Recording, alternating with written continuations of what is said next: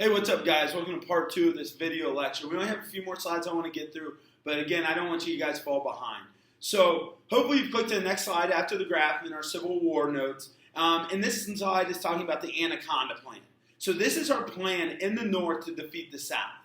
And, as we're sitting there, we're getting a lot better at naming our plans. You got to think later in history, we have like Operation Torch and D-Day. And so we come up with a pretty cool name. We're like, it's the Anaconda Plan. This fearsome snake. We're not like, hey, this is the Gardner snake plan. This is something that's going to strike fear into the Southerners. And so, with this plan, the whole point of it is to surround the South and squeeze it to death. All right? Kind of like how a snake attacks its prey, right? It's going to constrict around, and it's going to unhinge its jaw, and then it's going to swallow its prey. That's what we want to do as a country. It's a 4-step process. You need to know each step, okay? I'll just put that out there. You also need to know what entails on each step. So, for instance, step 1 of the Anaconda Plan is a naval blockade.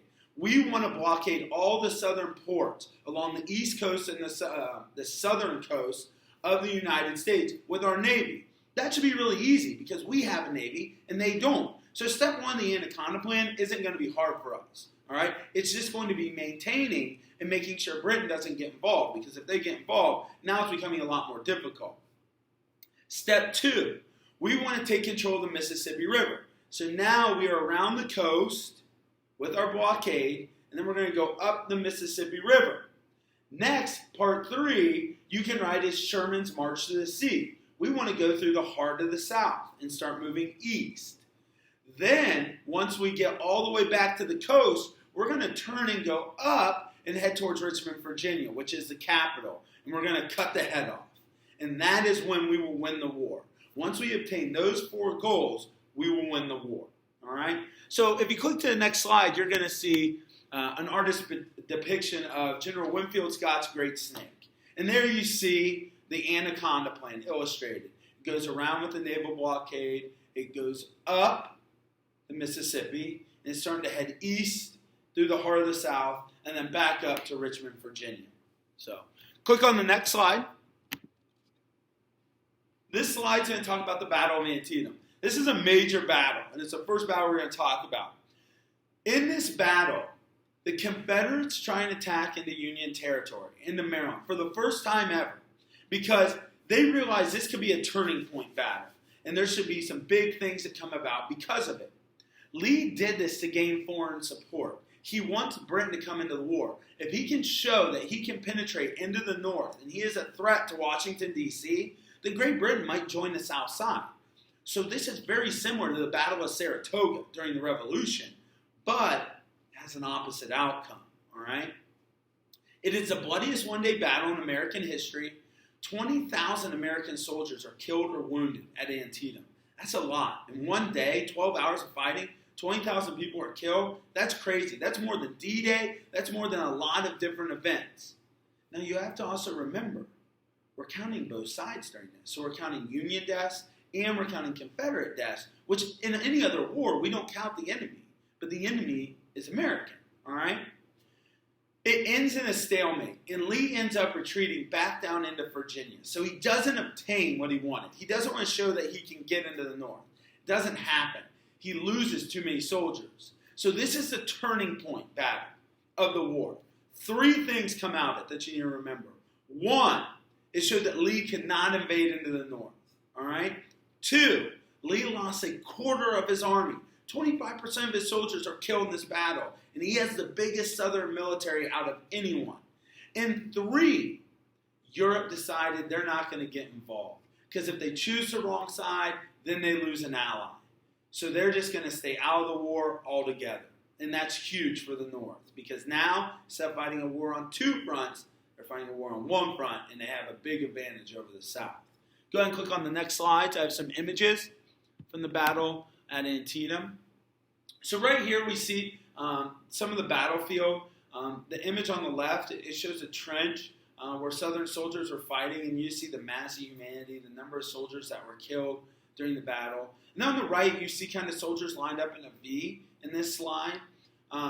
This is how they lined up soldiers, because then they would have mass burials, okay? slaves would actually be brought up from the South to clean the battlefield for the Confederates and return Union soldiers to them. And in the North, they used free African Americans to clean the battlefields and then take people back to the South. And this would happen for days afterwards, and then they would go and rejoin their units. They wouldn't fight each other. They wouldn't shoot at each other. They were under a flag of truce when they did this. They would talk, and they would exchange bodies and things like that, and it was very civil. So one of the few times during the war where the two sides would get along and were fighting with one another. So go ahead and flip to the next slide.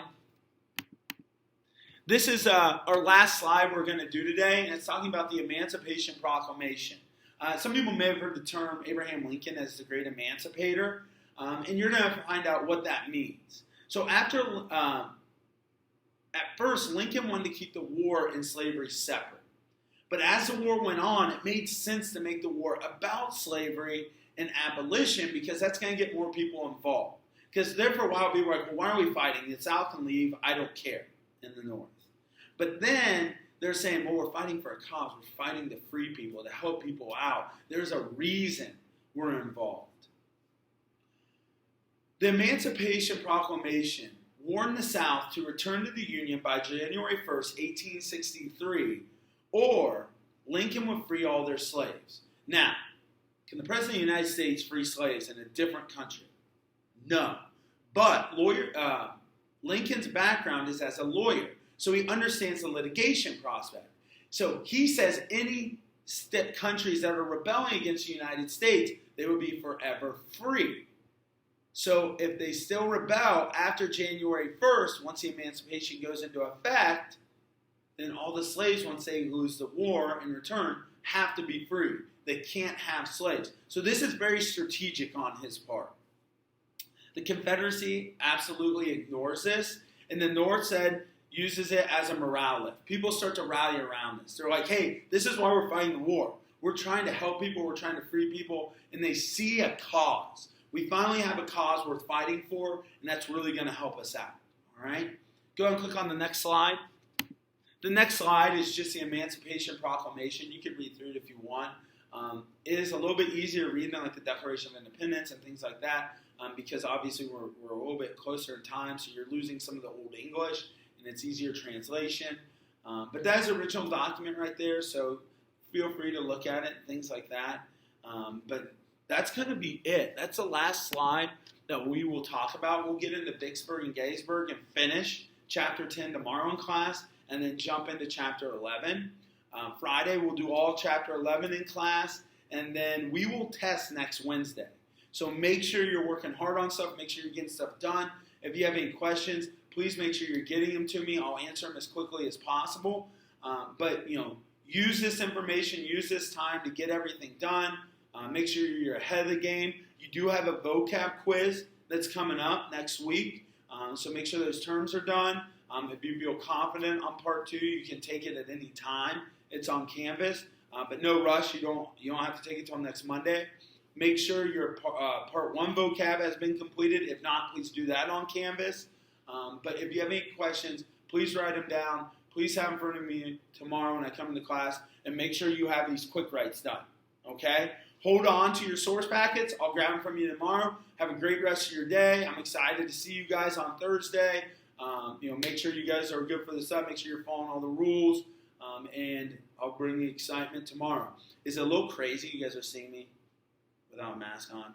So if you're ever like, I wonder what it's like when he actually talks, but all I usually see is the mask, here it is. All right? So I'll see you guys later. Have a great rest of your day. Go Pacers. And I'll see you Thursday, all right?